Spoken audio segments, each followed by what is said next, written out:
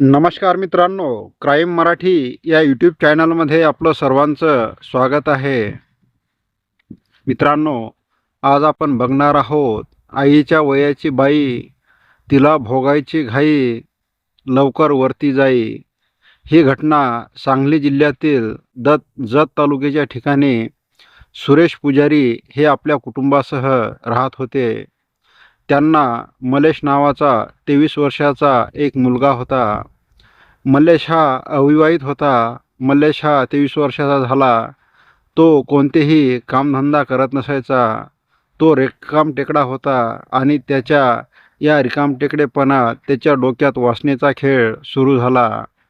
तो रस्त्याने येणाऱ्या जाणाऱ्या प्रत्येक बाईकडे वाईट नजरेने पाहत असायचा. त्याला कोणत्याही स्त्रीशी संबंध करावेसे वाटत होते. अशातच त्याची नजर एका प्रौढ बाईवर पडली. ती बाई त्याच्या आईच्या वयाची होती. तिचा मुलगाही मल्लेश याच्या वयाचा होता. त्या दोघांची नजरानजर झाली आणि मल्लेश हा त्या बाईच्या मागे पुढे करू लागला होता. त्या बाईलाही त्या कोवळ्या पोराचे मागे फिरणे कळू लागले होते.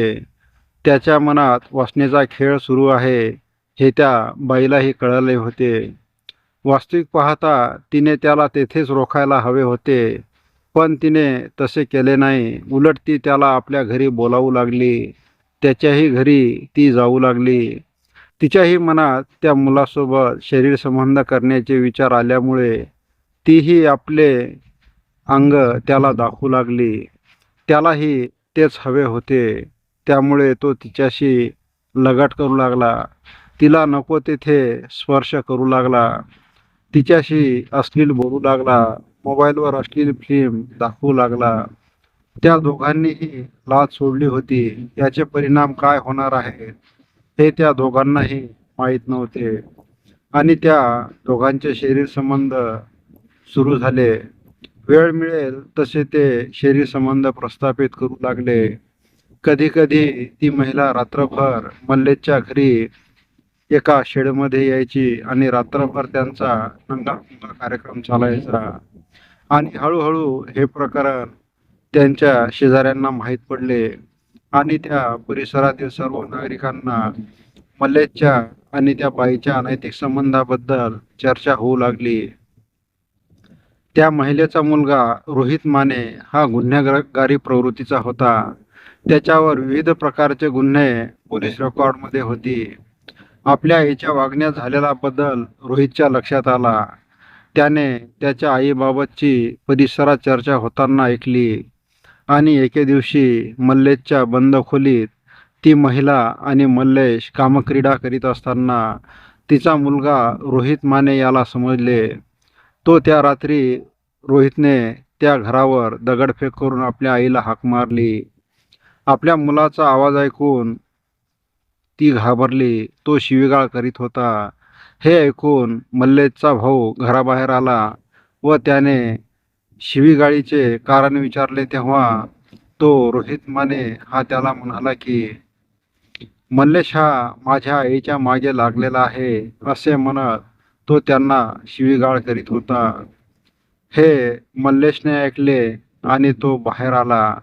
तो घराच्या बाहेर आल्यावर रोहित माने याने त्याला लाथाबुक्क्याने मारहाण केली व तुला आता जिवंत सोडणार नाही अशी धमकीही दिली आणि तो आपल्या आईला घेऊन घरी निघून गेला.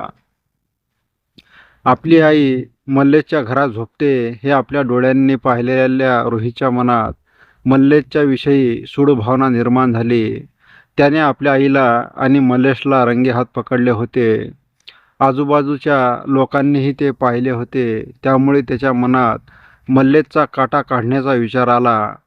रोहित माने याने त्याचा जिगरी मित्र शुभम पाथरूट याला जे काही घडलं ते सविस्तरपणे सांगितलं.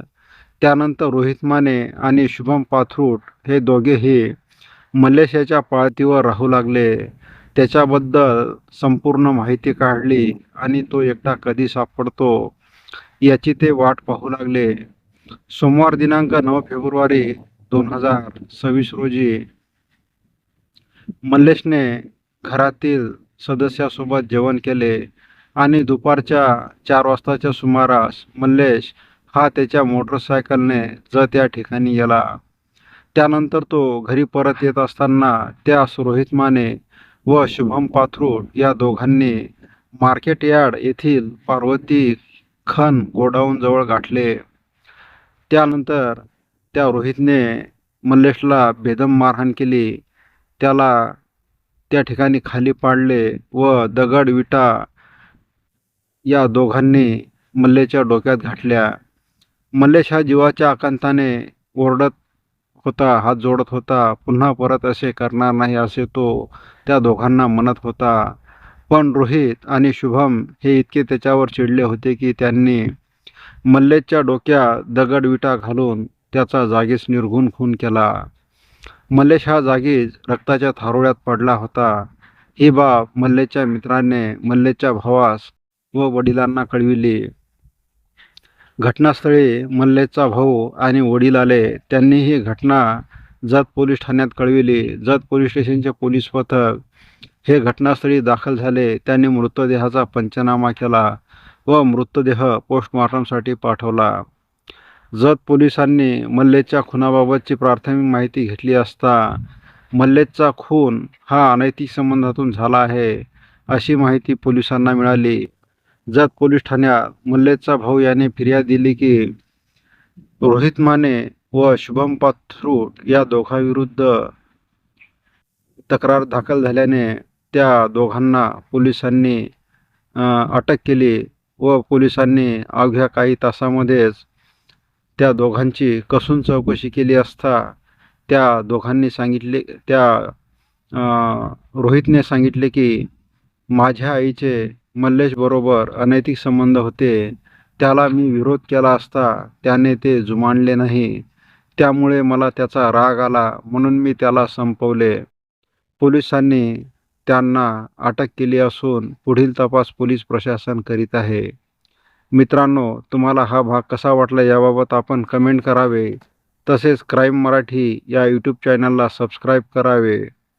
पुन्हा भेटूया उद्या सायंकाळी 7 वाजता. धन्यवाद. जय महाराष्ट्र.